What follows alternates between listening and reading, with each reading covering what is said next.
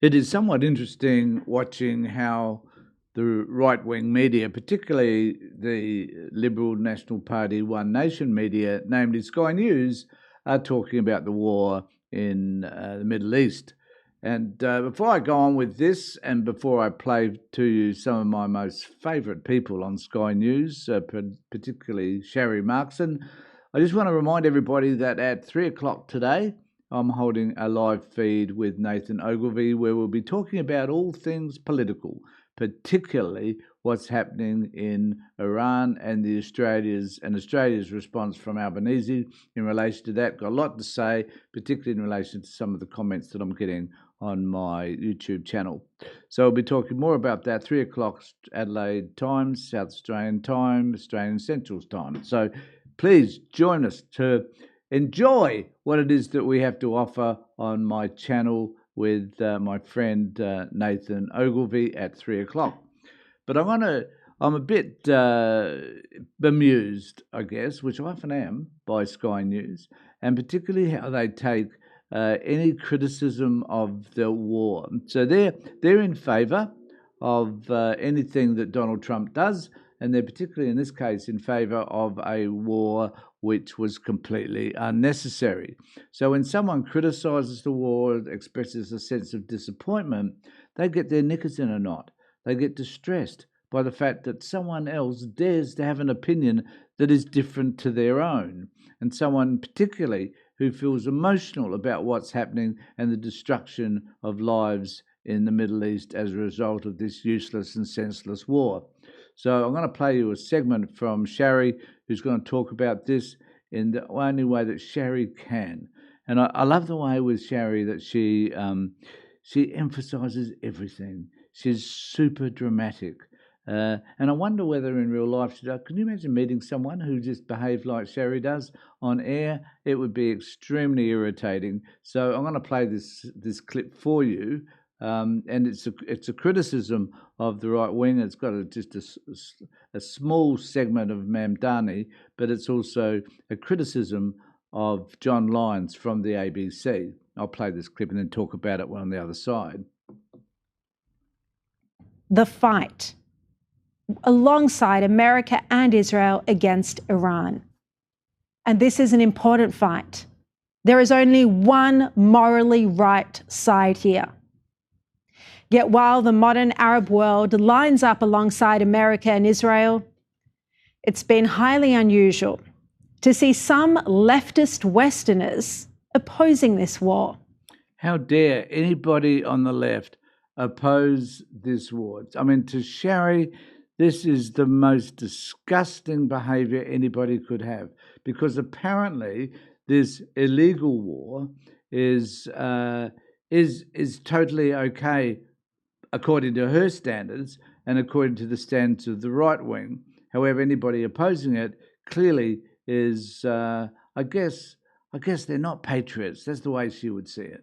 Take New York City Mayor Zohran Mamdani, who did just that. Bombing cities, killing civilians, opening up a new theater of war. Americans do not want this. Americans do not want another war in pursuit of regime change. We want an answer to the affordability crisis. We want peace. And then in Australia, the ABC's John Lyons seemed pretty upset about the war.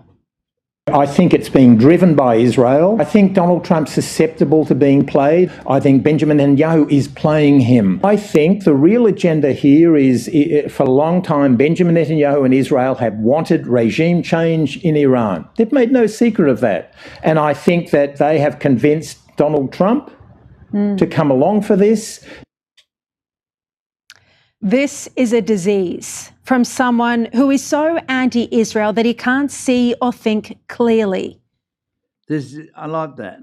So for some reason, it's now a disease to discuss what Israel have done, to, I guess, even highlight the atrocities in the West Bank, not to mention the atrocities in Gaza, is siding with, I guess, the enemy, according to people like Shari, that they cannot see that someone can have an alternate view around what's happening in this war and why it's been implemented.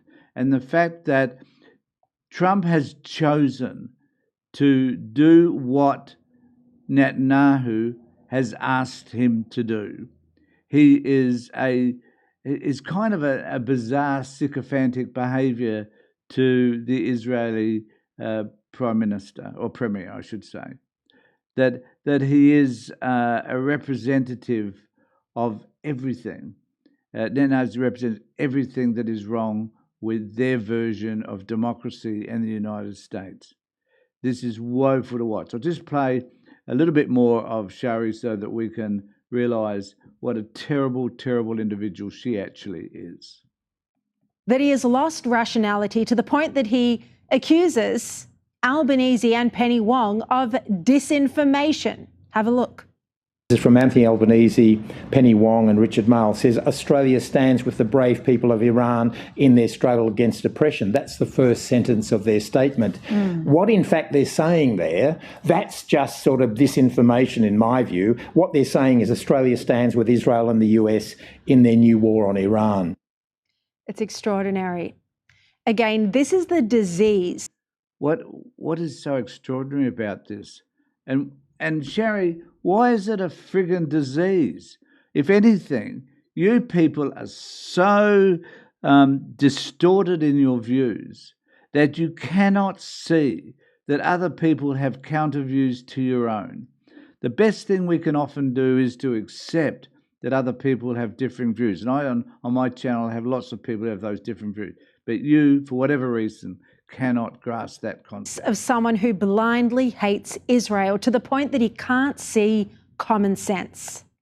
So in Shari's world, if you hold a different view to somebody that she supports, then you are, I don't know, somehow being disloyal. I think what John Lyons said was spot on, that really it was the Australian government giving in to Netanyahu and giving in to the Zionists and the right wing in Australia.